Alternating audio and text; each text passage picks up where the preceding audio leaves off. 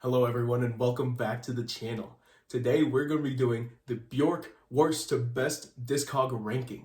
Legendary Icelandic singer, songwriter, producer, arranger, Bjork, who has been releasing music since she was 12 years old actually. Her mythology as a musician stems from her genuine eccentricity and ability to step out of the box. For this ranking, I'm going to be omitting anything pre-1993 debut, and that includes her self-titled Bjork in 1977, and that includes anything from the Sugar Cubes that she did from 1986 to 1992. So with that, we have 10 albums to talk about, so let's jump into it. Last on my list is going to be Volta, her 2007 release. From debut to Medulla, Bjork was breaking new ground on every single release. Each album sounded completely unique and had a completely different approach to the music. But Volta was kind of the first time that she kind of went more self-referential. And honestly, coming off the heels of something as insanely sounding as Medulla, Volta just sounds kind of lazy in comparison. If you think about it, the album starts off on the wrong foot. Earth Intruders is great, it's fun, it sets the tone for the rest of the album, except for the painfully long outro that definitely overstays its welcome. It drags on for way too long. The brassy and tribal and beat-heavy element of this entire record makes it sound really muddy alongside all of the horns that are on this record. And the way the vocals and the horn sections mix together honestly kind of just sound lifeless. The album just feels really disjointed even for Bjork standards. Honestly, I wouldn't even say I dislike Volta at all. Just compared to the other 9 albums, it's just the weakest. But I do like the album cover a lot. It's really funny. So yeah, Volta is in my number 10 spot. Biophilia takes the number 9 spot. Biophilia is her 2011 release on the mixing of science and space with music. But I always felt that Biophilia was more so a passion project, more so than an actual album. Seems like the album wasn't even the main focus of the album, if that makes sense. Biophilia has uneven rhythms and freeform song structures. Some of the songs have really messed up time signatures like hollow, and there were instruments that were used specifically for the development of Biophilia, like on the song Thunderbolt, which uses a Tesla coil. It's a resonant transformer that produces electricity. Biophilia is one of the albums that literally sounds like nothing you've ever heard of before. That said, I feel like it gets kind of left out of the Bjork canon conversation a lot of the time. To put it simply, as charming as Biophilia is, as interesting as it is, and how commendable of an achievement that Biophilia is as an album, Bjork has, and amazingly to her credit, accomplished so much more in her discography. I know this is a controversial pick, but yeah, Biophilia is going to number 9. In the number 8 spot is going to be Fosora, her 2022 release. I think that a long time ago, everyone just stopped expecting Bjork to drop pop and easily digestible and accessible music. After the release of Medulla, Bjork's music became something that was way more indigestible and more complex and more abstract. Whether it be the complexness of the composition, like in Medulla, or the mystic, abstract, lyrical, spacey take on Biophilia, or both, like Utopia. And on Fosora, yeah, it's no different. The music here stays abstract, artistic, freeform. Does this mean that every album after Medulla is bad? And you know what? That question honestly depends on who you're asking. If you're listening to these albums expecting pop, then you're not gonna have a good time whatsoever. But if you're willing to open your ears, then Fosora is a very rewarding listen, actually. Fosora is Bjork's self-acclaimed mushroom album. When listening to the entire project, it's a little easier to understand what that means. It's dark, it's mystical, it's really fun, it's adventurous. The silly bass clarinet that is on almost every single track on here makes me feel like I'm adventuring in RuneScape. Like I'm in a fantasy woodland adventure with a bunch of talking animals and growing mushrooms. If this sounds too specific, just listen to Fungal City. You'll know exactly what I mean. I think this is a really rewarding listen, but I don't think it's as good as Utopia. Utopia is Bjork's 2017 release, an album about healing from a heartbreak. Given the nature sound effects and the woodwind ensemble, it feels like you're entering a futuristic space age flute orchestra in a bird sanctuary. Blissing Me is one of my absolute favorite Bjork songs of all time. The entire production of the album is handled by Bjork and Arca, a pairing which sounds super lush, super fresh. The sound play on this entire album and how the flutes and the orchestra just play along together sound heavenly.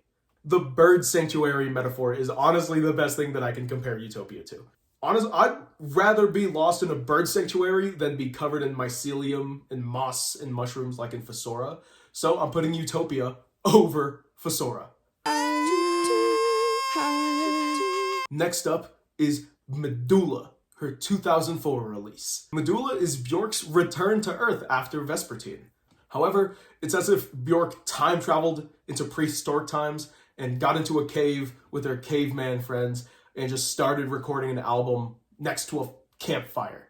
This is one of Bjork's most bold and daring projects she has ever done, as this album is focused around the human voice. 99% of everything you hear on this album is the human voice. There's a little bit of piano and there's a little bit of synth on here, but for the most part, it's all human.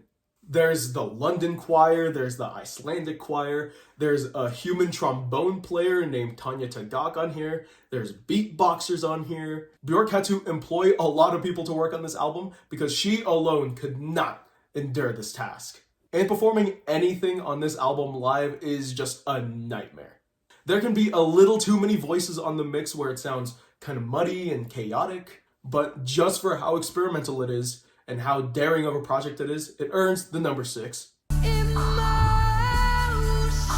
We are starting the top 5 with 2015's Volnikira, and this is Bjork's saddest album by a mile. This is a heartbreak record about the demise of her relationship with fellow musician Matthew Barney.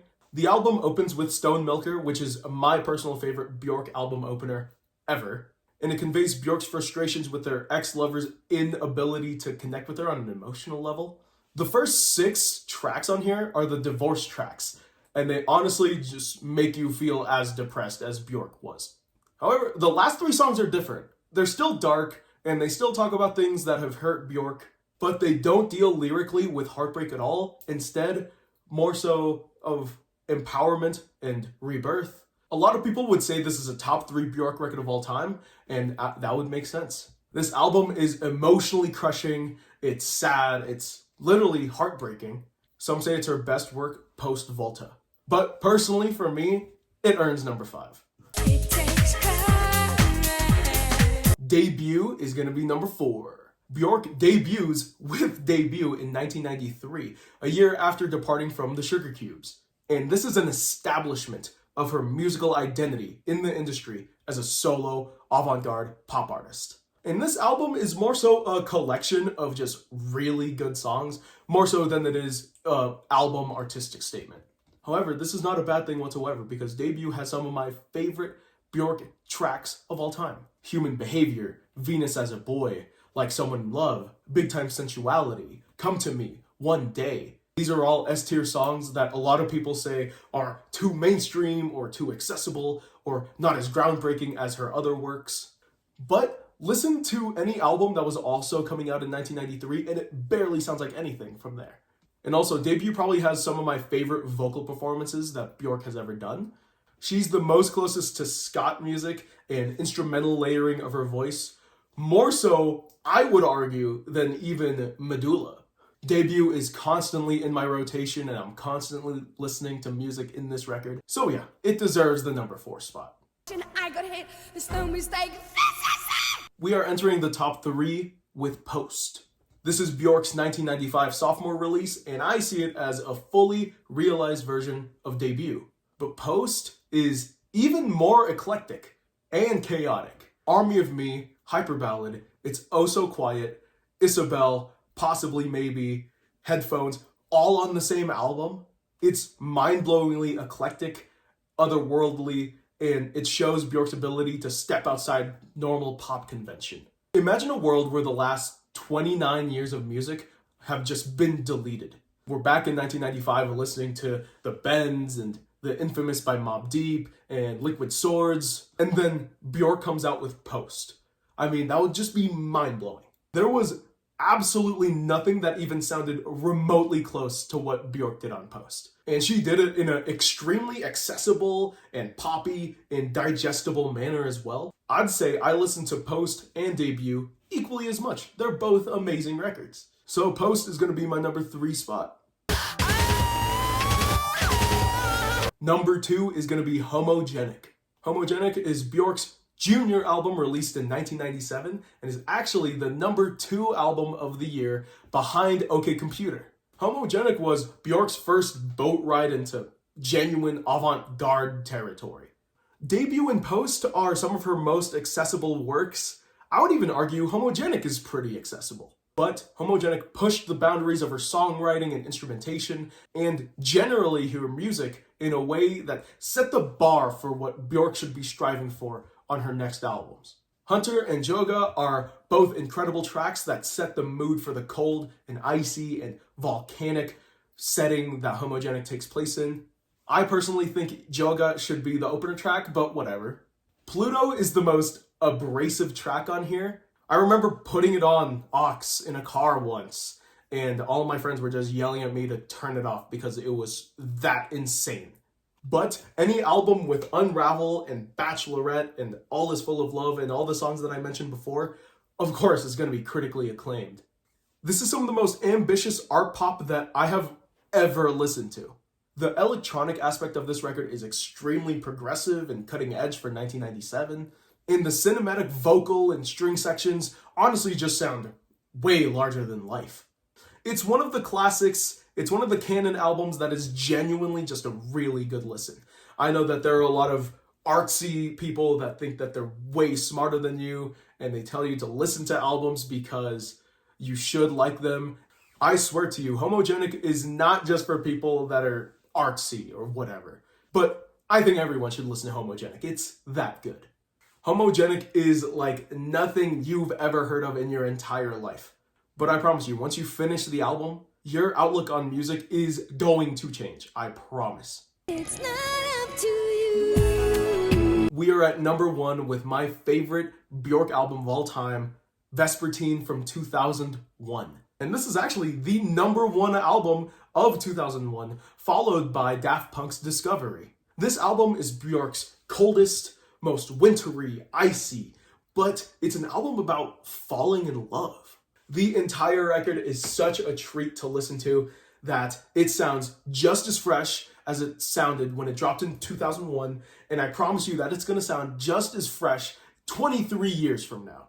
Every single song on here makes up more than the sum of its parts. It creates a new, glacially moonlit portal to another dimension that Bjork is inviting us to experience with her. There are no lows on this album whatsoever, and there are no weak spots on this album whatsoever. She's just riding a high for an hour straight. I really like Hidden Place, It's Not Up to You, Pagan Poetry. Unison is one of my favorite Bjork album enders of all time. Sun in My Mouth is an interpretation of an E.E. Cummings poem. It's insane how Bjork interpolates this. And by many fans and critics alike, they will also say that Vespertine is her best work. And in hindsight, listening to Vespertine after listening to the Heartbreak album of Volnikira makes Vespertine even more bittersweet than it already was. Vespertine is so good, I can't even find the words to describe how good it is. I've been listening to Bjork consistently since 2019, and Vespertine is my most consistently listened to album of hers. I throw this album on every single winter, and it is the perfect soundtrack. That was my Bjork worst to best discog ranking. Did you like my ranking? Did you hate my ranking? Did you agree with me at all? Anything is okay because I am here to share my opinion. Thank you for listening.